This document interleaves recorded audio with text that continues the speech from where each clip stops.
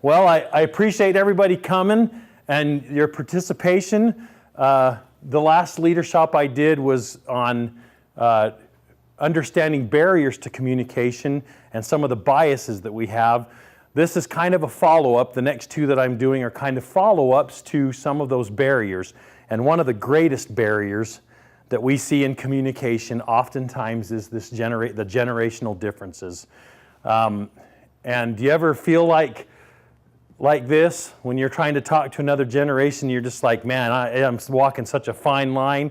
If I go one way or the other, we're going to make each other mad, or we're going to misunderstand each other, and it's this constant balancing act.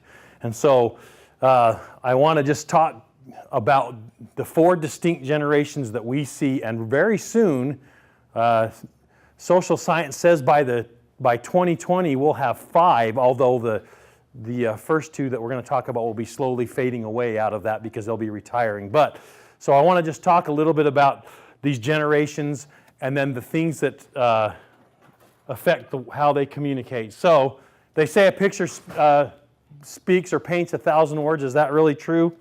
Well, let's just take a look at a few pictures and see. Okay. When it comes to communications, we're going to talk more about what these mean, but seniors are traditionalists, they say write me. Baby boomers, they say call me. Gen Xers say email me. And Gen Yers say send me a text, let's do it on the phone, okay? My daughter asked if this was an intercom. I don't know if you can see that very good. I said, no honey, that's a generation gap. Phone jack, right? Okay? I don't know if you can see this. It's a payphone. These kids saying that. It says they call it a phone, but how do mom and dad play Angry Birds? Okay? And then here, the generation gap table, one on the iPad, one on the newspaper. They're really doing the same thing. They're gathering information, but it's the generational gap is how they gather that information. And then finally, this one is just the gratuitous, goofy one, the difference in how they wear their pants and clothes, and that really has nothing to do with other than just, we see that and we clearly can decipher that there's a generation gap, okay? So for the purpose of this, I want to talk about the 4 distinct generations, and then and what those generations are for our purposes.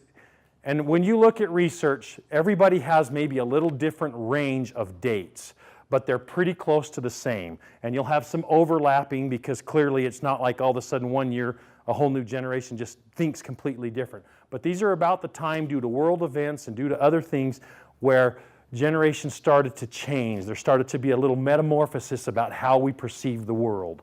Okay? Our traditionalists are the early 1900s to about mid-1945. Baby boomers are mid-1945 to 1965. Gen Xers are the mid-60s to the mid-80s. And Gen Y, millennials, all those born from 1985 till about the first part of 2002. And again, you're going to see lots of differences in what they say as the dates, but these are just some generalized, and they're based primarily on world events, which we're going to talk a lot about. So there's tons of things that we could discuss when it comes to generational differences and those gaps. Because all of my leaderships are focused on how we communicate with each other, I want to focus on 3 primary things. First, the things that make the biggest difference is the world events that were going on at each time with these generations, and how those world events shaped the way they felt about the world and about those around them. Then the other thing is the technology that was going on during those time frames. And both of those things ultimately affect the way that they communicate with each other and with other generational groups. And so that's what we're going to try to accomplish. Now, there are 4 groups that we're going to accomplish, or that we're going to talk about, but I really kind of want to go quickly through the traditionalists because we're starting to see most of our traditionalists that range in 1945, they're all kind of retiring, they're moving on, so we don't see tons of that, but we still see a lot of their influence. So I want to talk about that first, and then we're going to kind of quickly go over that. So if there's questions about that, feel free to ask, but I want to be able to focus most of our time on the last two generations, the last three, but the last two specifically, because that's who we are going to deal with mostly with our students. And so I want to be able to help us communicate better with them. So we're going to break down each generation by their world influences, by their technological influences, and then we'll bring it all together at the end about how they communicate. So for our traditionalists, these were the people that grew up during the Depression. So they were the waste not, want not. They made do with whatever they had. The world was a volatile place to them. They were very disciplined, okay? And so that carried over into every aspect of their life. The other thing that happened is that because during this time period there was two very serious world wars in a relatively short period of time. As a result of that, many of these traditionalists served in the military, and in the United States, most of them. It was a big chunk of people that were serving in the military. Well, the military and the way they learned and the way they grew and the way they survived, that shaped how they saw the rest of the world. So they were very, when they got home and when they started to get into careers, they had a very top-down command and control structure. There is one person in charge, you take orders, you follow orders. If you follow orders, A and B will get done and you will get this reward or you will get this. It was very command and control. They were also fiercely loyal. They were the conformists. The traditionalists did exactly what, they did what they wanted to do. They were, if you were to sum up traditionalists, you could say they were loyalists. They were very loyal to whatever cause they were, work, family, everything like that. But they were also very formal with each other. When you watch TV shows about this generation, you see everybody in a suit and tie, the housewives working in a dress, the kids going to school in dress clothes. They were very formal with each other. That's the traditionalists, okay? So really, that's the world influences, technological influences. For them, of all the generations we're going to talk about, very little influence. Relatively speaking, there was not a lot of major advances in technology that affected communication. They primarily communicated through snail mail. So everything was slow, everything took time. Communication was not as easy or accessible as it is now. And so they got used to it, they adapted to that. That's how they performed. That's how they communicated in business, at home, and everywhere. This generation still primarily learned through the technology of books and a teacher standing in front of them. Okay? In the later years, you started to see, they started to assimilate television, and phones started to grow a little bit in frequency, but it was really not until the next generation that we see that bigger boom. These people, the traditionalists, had amazing work ethic. They were hard-working, hard-charging. They did without, they sacrificed everything so they could have something at the end. That was their primary goal, okay? So that was traditionalists, kind of down and dirty. Any questions about them? Again, our focus is what influenced them, so we can see when we bring it together why they communicate the way that they do, okay? So then we had the baby boomers. What really affected the baby boomers is that all of these wars that had gone on and all these people that had gone away to war, they came home, they were excited that they survived. They were like, woohoo, I thought I was going to die how many times? And so they started getting married. They started looking, their values kind of, it was a gut check. They got married, they had all these young soldiers, and they started having lots of kids. Everybody was getting married and everybody was having kids. And that's what started the baby boomer. That's why it's called baby boomers, because in that time period, all these soldiers and all these people coming home. So this is a big, big, big generation, comparatively speaking. Lots of people, lots of kids growing up. And they were still kind of in a little volatile time as well. We started to see the Korean War during this time period.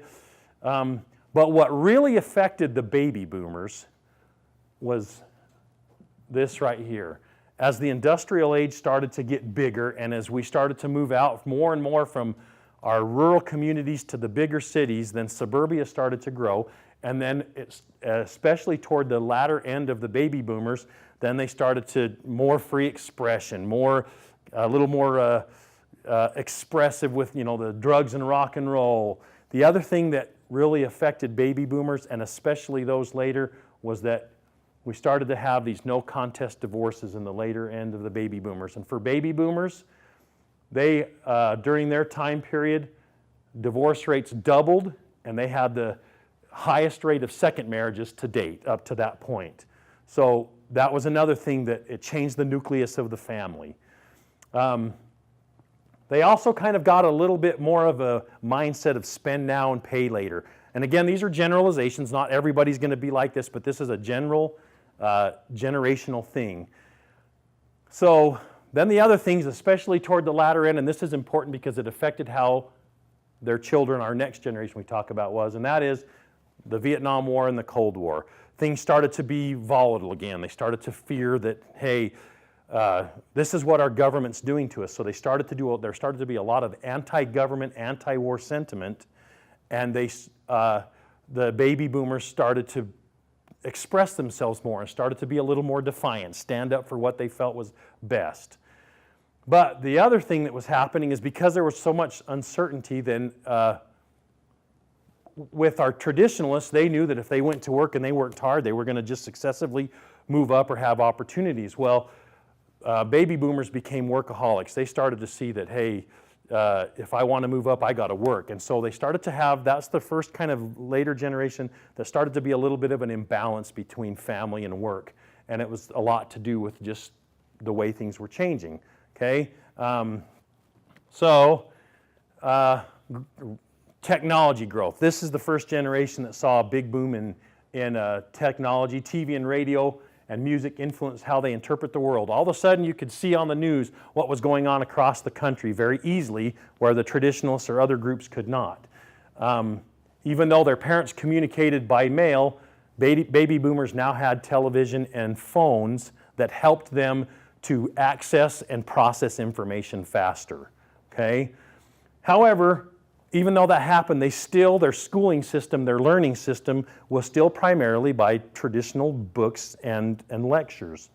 The other thing that affected them is that as flight technology got better, they started to become a little more global. They put a high value on face-to-face communication. But the other thing that happened is because they recognized that the world was more competitive, this generation got very competitive. They became a little more me-centered, a little more like, not necessarily me-centered, but what do I have to do to get ahead? And they were very fiercely competitive with other baby boomers. Okay? So that's baby boomers. So now,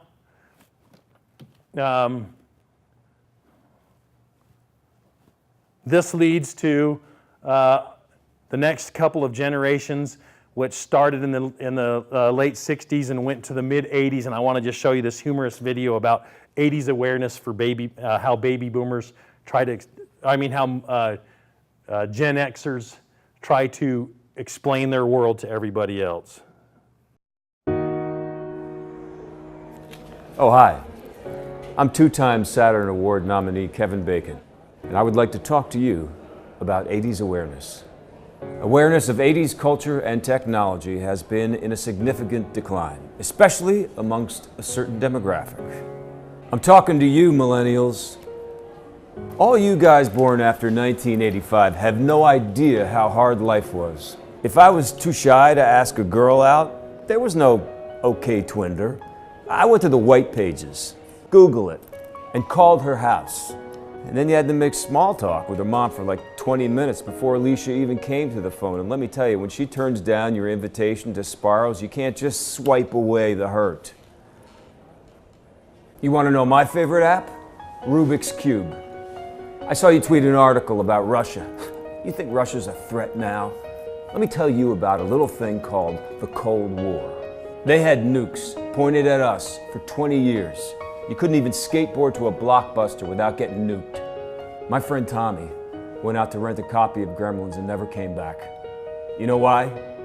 Nuked. At least that's what my parents told me. Hey, I'm trying to make a point here. What, you guys can't pay attention for more than 2 minutes? Oh, forget it, I've had it. Can somebody take this mic, please? You people will never know the comfort of parachute pants. Okay, so just a little,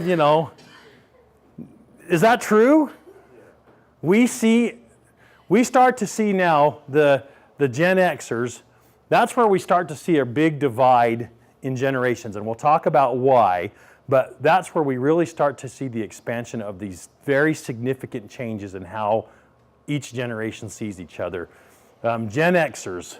So the big generation, or the big world influencers for Gen Xers was a big one was the Cold War, the constant threat of being attacked by Russia, and that fear.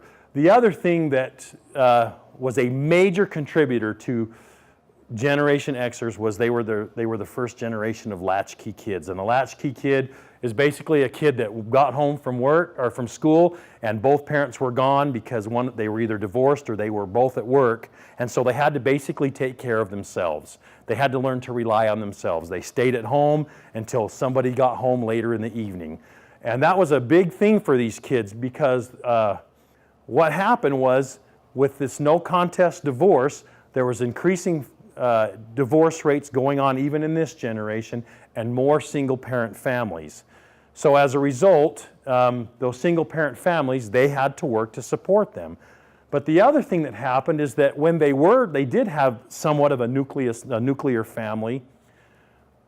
In the late 70s, early 80s, we were in a pretty big economic turmoil, lots of downturn, high interest rates, inflation was going crazy. And as a result, it was the first generation where both the parents, the mother and the father, ended up working quite a bit to support the family. And so now this traditional nuclear family was kind of disrupted. As a result, these kids would come home, they were by themselves, and so they had to learn to be much more independent, to fend for themselves. As a result of that, some of the effects of that was they were suspicious of people more, but they also became fiercely independent and they were very adaptable, okay, especially as they grew older. Because of parents who were workaholics, Gen X parents, the baby boomers were workaholics, the later Gen Xers also started to realize, hey, I need to draw a more defined line between work and family and not work as much. Once the economy started to improve and things started to get better, they realized, you know what, I don't want to be like my parents where I was always working. And so they started to look for more of a balance between family and home life, okay? And again, that's kind of late Gen Xer. So what are some of the technological influences? Well, the Gen Xers are the first generation where they had a major, where television technology were a major influence to their learning. Because of the latchkey programs, PBS and lots of other stations started to do programs like Sesame Street, several others that almost became like a babysitter, where somebody could go home and they could still learn, okay, like you look at Sesame Street, how do you deal with being lonely? How do you deal with somebody bullying you? How do you deal with this? So they were developing these programs that kind of geared teaching and mentoring to these latchkey kids. So they began to be very influenced by this. Home computers started to become more standard for the late generation Gen Xers. And then technology started, especially late, started to boom, and it became more of a thing at school. But this is also the first generation that, because the technology started to boom, they started to maybe seek a little bit of instant gratification. They could find information a little bit faster than all of the previous ones. Email kind of gave them their first instant messaging capabilities. If you didn't have phone, you could email back and forth, even though it was a lot slower than what we have now, but it was considerably faster than snail mail. And if you didn't have a phone, you could do, cell phones also started to enter the picture later in Generation X, and so it started to be assimilated. And this was a huge influence for the millennials and the Gen Yers. And so as they started to get older, we already talked a little bit about this, they wanted to have a little more balance between their children and work, and they didn't want their kids to grow up without money or without parents like they did. So in a lot of ways, Gen X parents, kids that were Gen X, they became parents of the Gen Yers or the millennials, and they overcompensated in a lot of ways, okay? So, Generation Y. This is the kids, the kids of Gen Xers. We call them millennials, Gen Yers. Do you know why they're called? This is kind of the generation that we see today at our college, that primarily we're dealing with, the Gen Yers or the millennials. I'm going to primarily call them millennials. But you know why everybody calls them Gen Yers? Well, it's because they always say, why? Why should I do that? Well, no, I'm just kidding. Why should I have to go to school? Why should I have to get off my computer? Why should I go outside? They always question everything, okay? And really, that's just a joke, but it is. It's from Y2K, it's from, okay, but they are the millennials. They are the ones that came around the turn of the century, and that's why they're called what they are. Some of their great influences in the world. These kids faced much greater threat of terror. We had the 9/11. We had wars all the time in Iraq. More natural disasters going on. And because, which we'll talk about in a minute, technology had expanded so much, they were now exposed to this considerably more than any other generation. Okay? But because of the way that their parents were raised, their Gen X parents, parents of millennials started to shelter them quite a bit. They didn't want them to be exposed to the evils of the world. So that heavily influenced schools, because what you started to have was helicopter parenting. And what is that? Helicopter parenting is where they're standing around trying to fix everything that happens. The millennials got participation awards for everything. If you showed up and were 8th place, you got a participation award. Okay? It wasn't anymore so much as a competitive, it was more of you just participate, okay? The other thing that millennials had, they had very rigid structures as children. They were the first ones to keep a really busy schedule, parents constantly giving them something to do in an attempt to keep them out of trouble or to keep them from being exposed to the evils of the world. They started to develop these very rigid, constant schedules. But the other thing that they also did was that parents became very focused on giving them constant feedback and praise. You did anything, oh, that's good job, you ate your beans, or where for baby boomers or traditionalists, you didn't get praise, it was expected. You don't do it, you're going to go to bed, right? Well, this generation, it was really the first generation where it was you were praised for doing what all the other generations were expected to do. Now you were made to feel special for doing that, okay? And this is from our Gen X parents, okay? So as a result of that, millennials have a tendency to have a greater feeling of self-worth and inflated ability. And it's not always inflated, but inflated compared to other generations. Sometimes it's very deserved. And so I don't want to sound disparaging, but that's kind of the general way that millennials feel, is they feel like because they've been coddled that they have a greater sense of self-worth. The other thing that happened that affects millennials is that parents of millennials became very defensive about their millennial children. Do we see that all the time here? Yeah, okay. This is a significant thing to understand because this will help us to tie in some communication problems. But this is a significant thing to understand right here. I'm a Gen Xer, and I have kids that are millennials, and I look at this and I'm guilty of some of these things that I've done to my kids. When you're being told that this is what you should do, you want, oh, I want to do the latest and greatest, only to find out that now we see that maybe those aren't always the best things to do, okay? So that was some of the world influences, the things that were going on that affected how these children, millennials, grew up. The technology influences, oh my goodness. All three other generations combined do not have a greater influence of technology than millennials, okay? It's everywhere. The school, the street, your home, in your pocket. I can pull out my phone right here and I can get more information on this phone than any of the last three generations could do in weeks in a book. It's amazing. It affects the way everybody, but especially millennials, see and interpret and feel about the world. So technology is huge for millennials. It's huge about the way that they communicate and understand the world. They are very tech savvy. I have a son that it does not matter what is wrong with I am computer illiterate. I'm retarded when it comes to my computer. or my phone. But if I have any glitch, I can ask him, and in 5 seconds, he's got it figured out and fixed.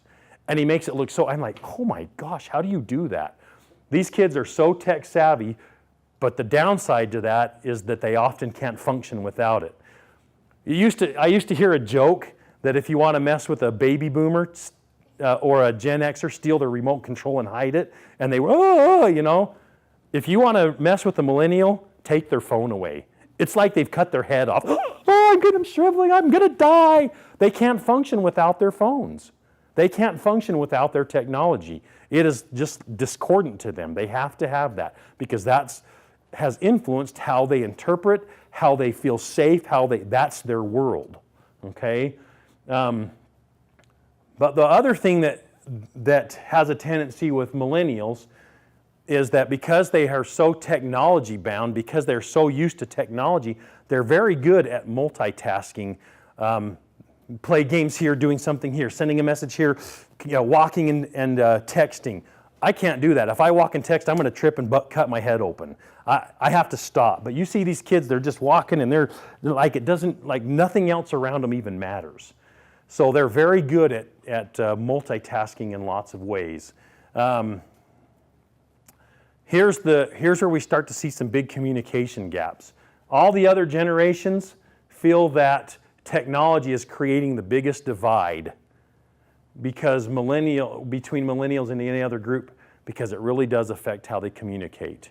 And there's been a lot of studies that show that there is a breakdown in general communication skills because millennials don't put a real high value on face-to-face anymore. Why? They can instant text you, they can instant message you, they can Snapchat you, they can whatever. They place a high value on communicating through social media, okay? And so this creates a gap for a lot of other generations trying to understand or communicate with them. So another little amusing video about how most people view millennials. Ding, ding, ding, ding, ding, ding, ding, ding. There he sits inside your local coffee shop, sporting a man bun and facial hair. Somehow he believes, although he has no job, that by his 30s he will be a millionaire. M-I-L-L-E-N-N-I-A-L, gotta love millennials. M-I-L-L-E-N-N-I-A-L, gotta love millennials. She posts lots of selfies on her Instagram with the quote that's inspirational. Hopes to change the world while wearing yoga pants, armed with her dreams and knowledge of essential oils. M-I-L-L-E-N-N-I-A-L, gotta love millennials. M-I-L-L-E-N-N-I-A-L, gotta love millennials. 27 years old, trying to make it on their own. Maybe start by leaving your parents home, but maybe we're just wrong. Criticism isn't easy for their ears. They feel like they know most everything. See, they grew up with undeserved confidence, 'cause they got trophies just for participating. M-I-L-L-E-N-N-I-A-L, gotta love millennials. M-I-L-L-E-N-N-I-A-L, gotta love millennials. In a couple of years, we will have to pass the torch. In a couple of years, they will be in charge, and one will be our president. Oh no. M-I-L-L-E-N-N-I-A-L, gotta love millennials.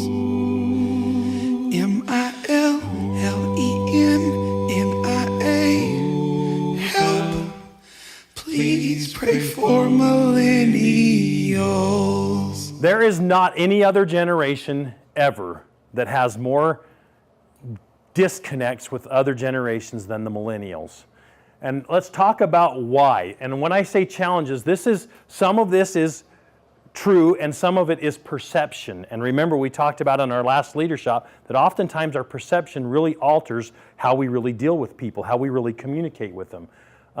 Many people view millennials as lazy, selfish, and unmotivated. Okay? That's not really true. And we'll talk about that over here, what the contrast to that is.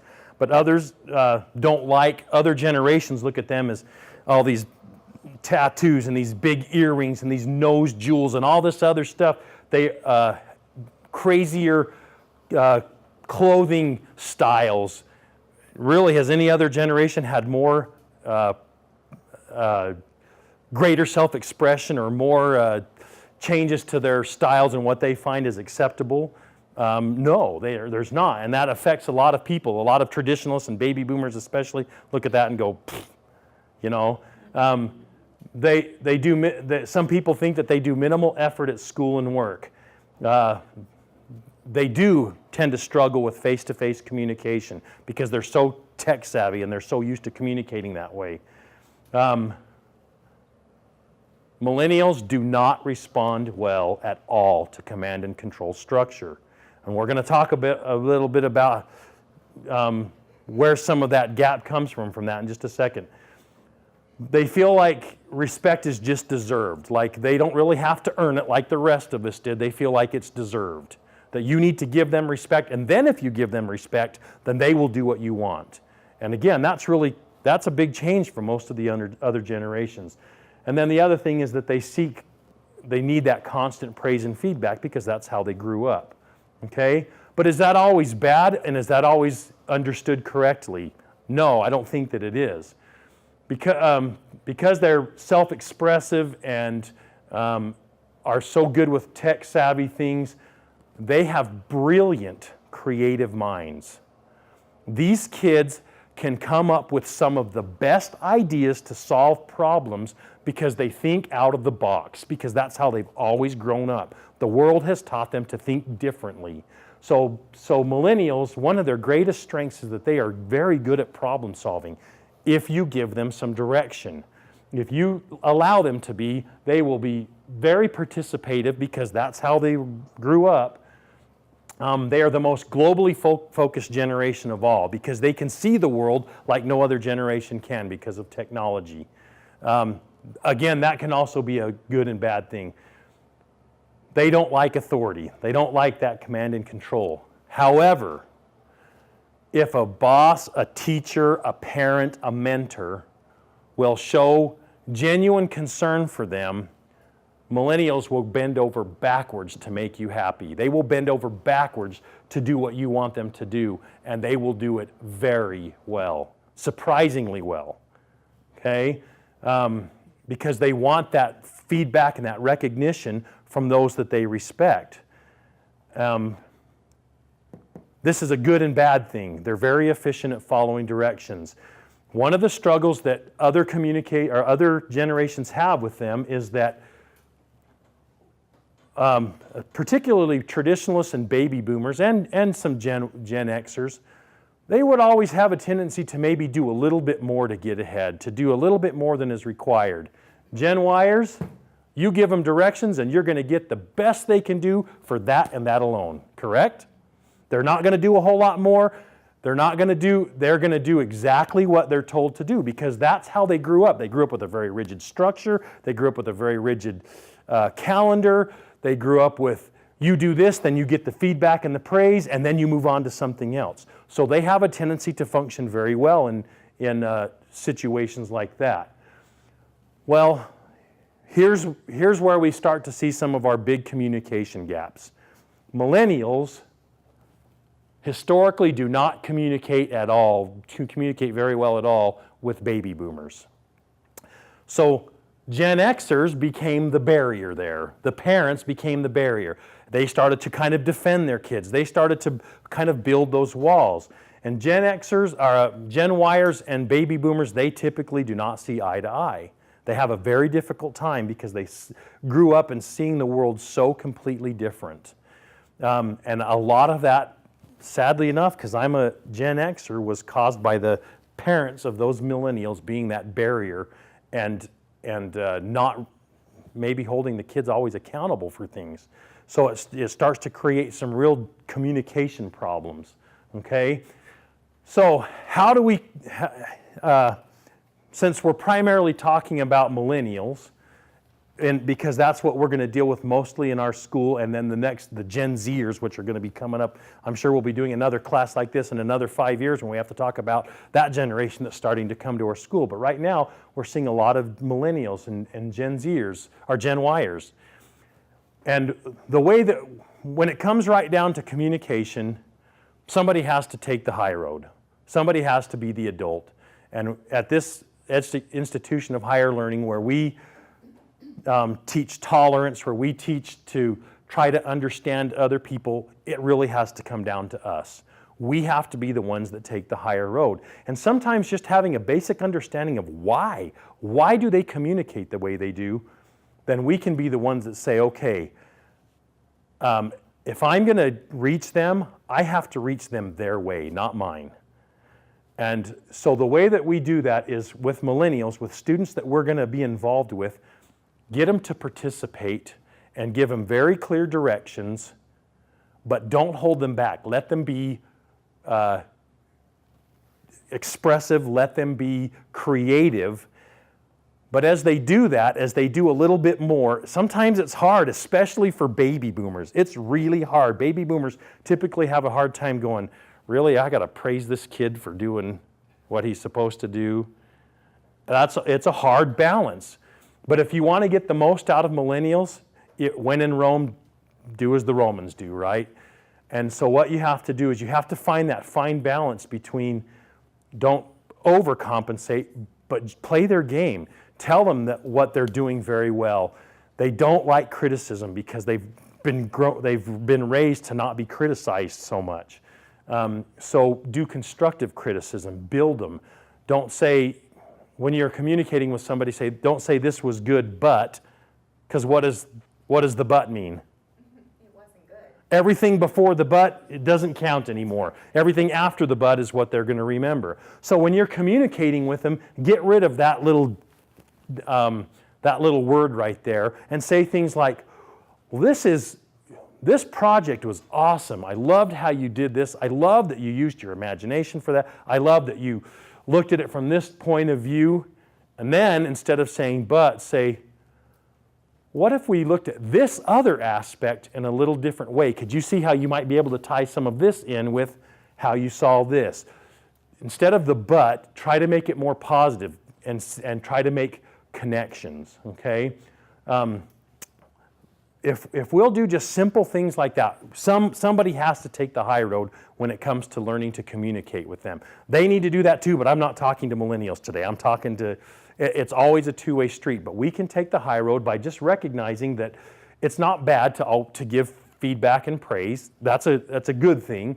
And if we don't, sometimes if we just change our approach, not the command and control, but let them participate, ask their opinion, ask them for guidance, ask them for clarification. Don't give them direct orders. Now that's not always going to be the case because there are some situations where that has to happen.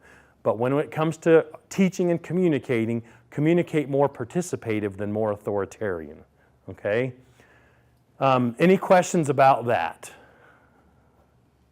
Okay? I really do think that millennials get a bum rap. They are very difficult to understand sometimes, but my kids are millennials. I love them to death.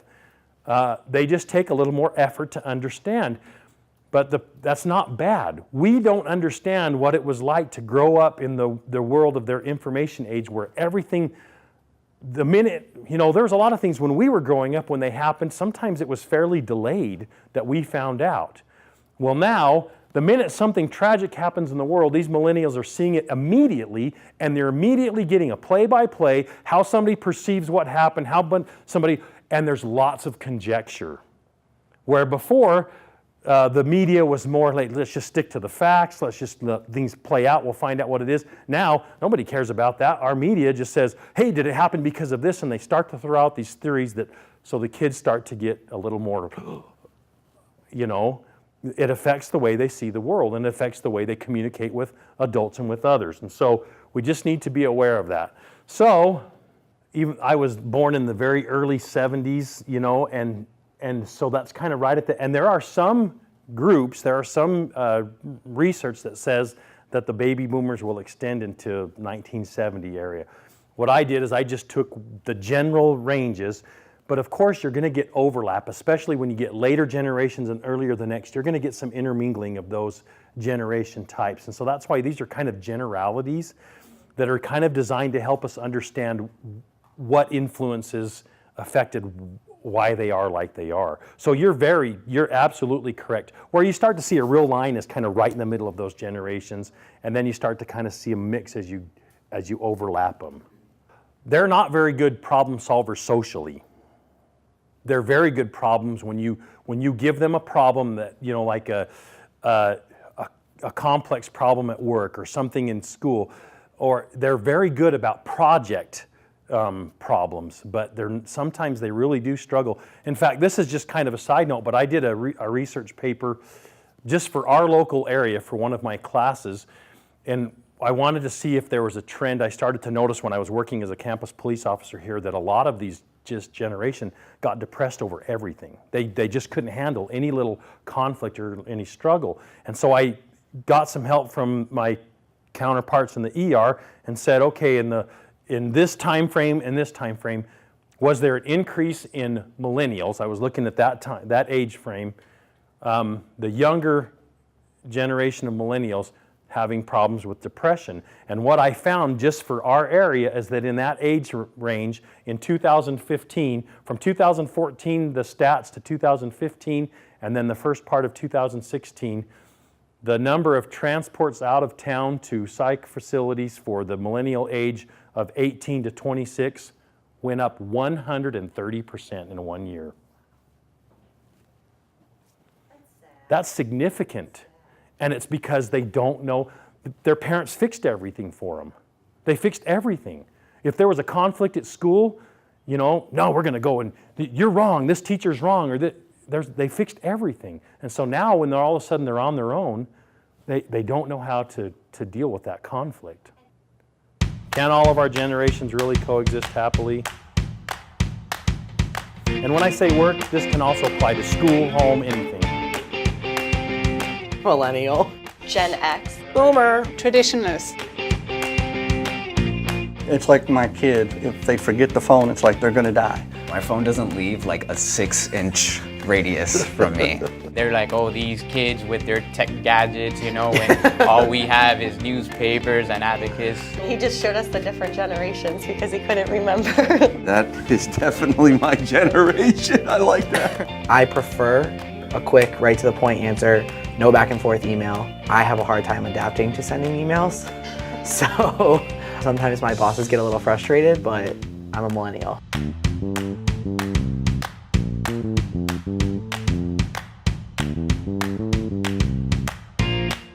I check social media probably like 50 or 60 times a day. I mean, that's pretty serious, but yes, I would.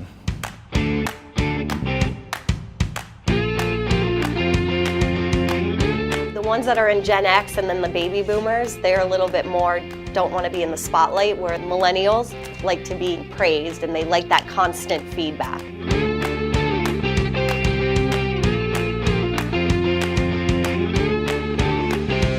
I don't know about like not reading it entirely, but like definitely like skimming. Skimming it, agree. You're saying I wasted 4 hours?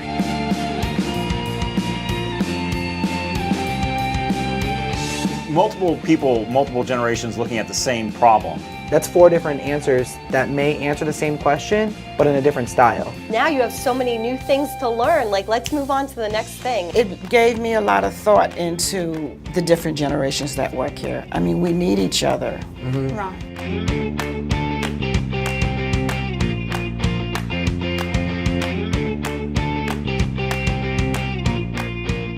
My desire for this is, as I said, There is so much research on the generational divide, the generational gap. I wanted to focus primarily on the world influences and the technology influence because those are the things that affect the way that we communicate. And even within that, there were so many things we could discuss. We had to just kind of scratch the surface. But the reality is, just like the first picture at the beginning, this guy tight-roping across the canyon, if that's how we communicate on a tightrope, there's really it's only one way. We're only going across and there's very limited view. We're limiting how much we can learn from each other. But if we'll build bridges, then there's a constant flow of traffic back and forth between these what seems to be great divides. And what it comes down to is that we have to consciously choose to try to understand. And we can understand or even accept without accepting, right? You don't have to say, oh, I agree with that lifestyle or whatever. But if we learn to understand it, then we will learn to more effectively communicate, and it will break down these great divides that there seems to be. Sometimes we just have to get out of doing everything our way, just like they do, just like we do, so that we can learn to do it everybody's way and learn to communicate more effectively. But I know when it comes to our communication that if we just stop tightrope walking and build bridges that allow two-way communication and the constant flow of information back and forth, that we will be able to bridge what seems to be sometimes an insurmountable generation gap. Thank you very much.